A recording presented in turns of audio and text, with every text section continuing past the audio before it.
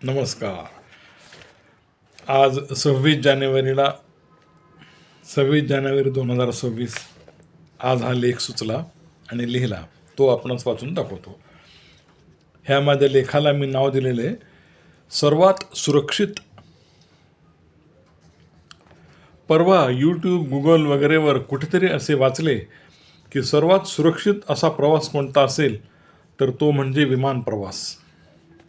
ते वाचून आपल्याला तर फार आश्चर्य वाटले, कारण 6-7 महिन्यांपूर्वी अहमदाबाद ते लंडन या विमानाला झालेला भयानक अपघात एकदम डोळ्यासमोर आला.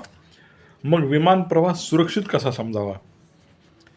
पण त्यांनी एकदम डिटेल असा व्हिडिओ दाखवला होता यूट्यूब, गुगलवर. अक्षरशः शेकडो विमाने वर आकाशामध्ये उडताना दाखवली होती.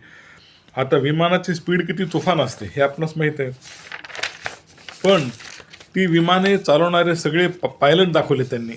सगळे पायलट, त्यांच्यावर कॅमेरा घेतला. त्या सगळे पायलट आपापले विमान चालवताना कसे अगदी बेफिकीर आणि निर्विकार दिसत होते.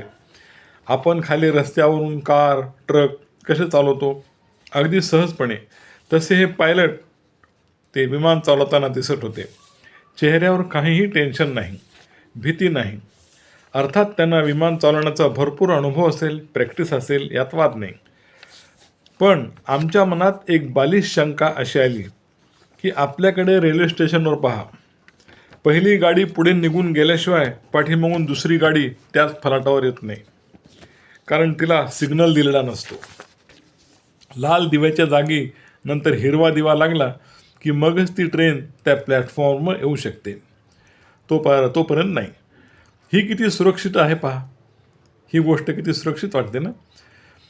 टक्कर नाही किंवा ॲक्सिडेंट होऊच शकत नाही. तशी हमखास खात्री वर आसमंतात आहे काय? नाही. अहो, जग किती मोठं आहे विचार करा. पूर्ण जगाचा परिसर लाखो मैलांचा असेल. त्याचप्रमाणे वर आकाशात उडणारी विमाने शेकडो नव्हे हजारो असतात. तुफान वेगाने पळत असतात. पण कुणाला कधी धोका होत नाही, कारण या विज्ञानाने खूप भारी अशी टेक्नॉलॉजी शोधून काढली आहे. प्रत्येक पायलटला आपल्या पुढे किती अंतरावर दुसरे विमान आहे याची कल्पना मध्ये बसल्या बसल्या येते असं म्हणतात. पुन्हा काही सांकेतिक संदेश त्यांना सतत मिळतच राहतात, त्यामुळे धोका होतच नाही. अर्थात हे सगळं आपल्यासारख्या सामान्य लोकांच्या बुद्धीपलीकडचं आहे. असो, पण काहीही म्हणा, विमान प्रवासाची आमची भीती काही कमी होईना. आम्ही असं वाचले की साधारणपणे विमान जमिनीपासून 30,000 ते 40,000 फूट उंचीहून पळत असतं. 30,000 ते 40,000 फूट म्हणजे किती किलोमीटर होतात पहा. तेवढ्या किलोमीटर उंचीहून ते विमान पळतं. पुढची एक गोष्ट अशी की एखादी दुर्घटना घडली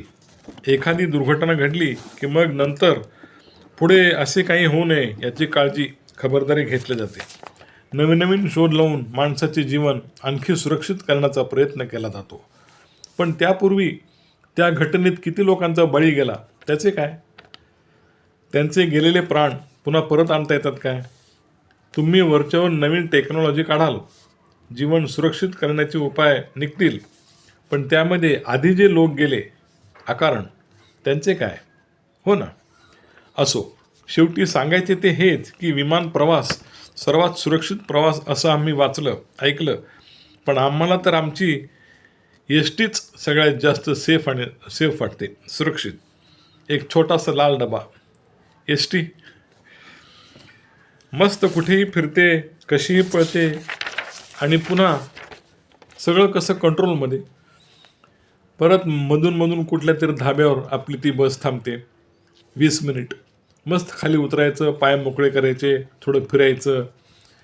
आता विमानात समजा बसून पायाला कळ लागली तर विमानाच्या खाली उतरता येतं का? नाही.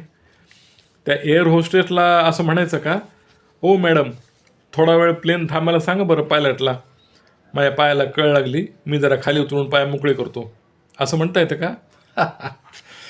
म्हणून आम्ही म्हणलं की सर्वात आनंदी आणि सुरक्षित प्रवास एसटीचा प्रवास.